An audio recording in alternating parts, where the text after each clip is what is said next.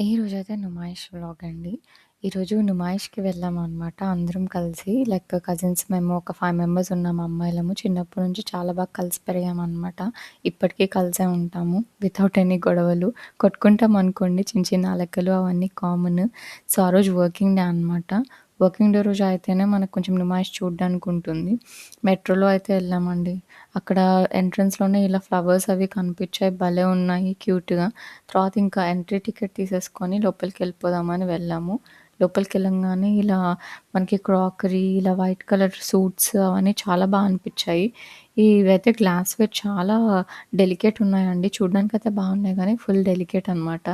అంత డెలికేట్ ఉన్నవి మనం పిల్లలున్నంతో చూడలేం కదా! తర్వాత ఇంకా బట్టలు సెక్షన్, తర్వాత ఇలా క్రాకరీ డిఫరెంట్ డిఫరెంట్ టైప్స్ అన్నీ చూసాము. అంటే మనం మరీ అంత క్లాసీగా కొన్నా గూడా వాడమండి. ఇంట్లో అయితే చాలా సెట్స్ ఉన్నాయి ఇలాంటివి. ఒక్కటి కూడా వాడము. ఇవైతే చూడ్డాన్ని వరకే. తర్వాత ఈ కెమెరా అయితే ఎంత బావుందో చిన్న పిల్లలకి మంచిగా ఆడుకోవడానికి ఉంటుందని చెప్పి పాపకొకటి తీసుకున్నాను. ఇక్కడ కొరియన్ నైట్ సూట్స్ అంట. ఇవి ఇప్పుడు ఫుల్ ట్రెండింగ్ నుమాయిష్‌లో. చూసాము. బట్ చాలా పతలా పతలా ఉన్నాయండి. సో, అంత కంఫర్టబుల్ అయితే అనిపించదు. ఇక్కడైతే ఫుట్‌వేర్ చూడ్డానికొచ్చాము. ఈ ఫుట్‌వేర్ నాకు నచ్చింది. కానీ వాడు చాలా ఎక్కువ చెప్పాడు. ఇంక అందుకని తీసుకోలేదు. చూస్తున్నామనమాట.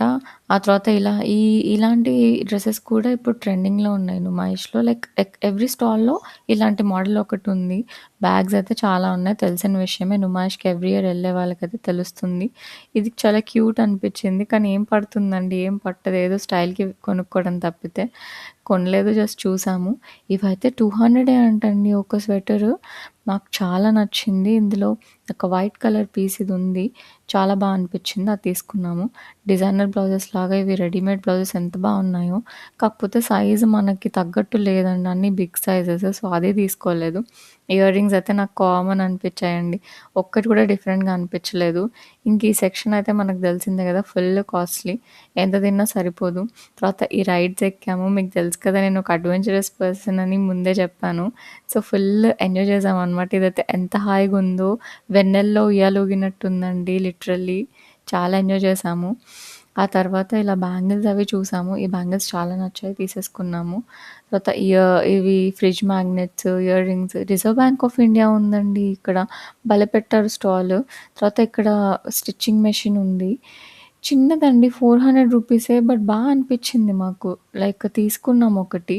ఇలా చిన్న చిన్నవి ఏదైనా టేర్ అండ్ వేర్ అని అన్నప్పుడు మంచిగా మనం ఇంట్లోనే స్టిచ్ చేసుకోవచ్చు కదా! స్టిచ్చింగ్ కాస్ట్ కూడా బయట చాలా ఎక్కువుంది.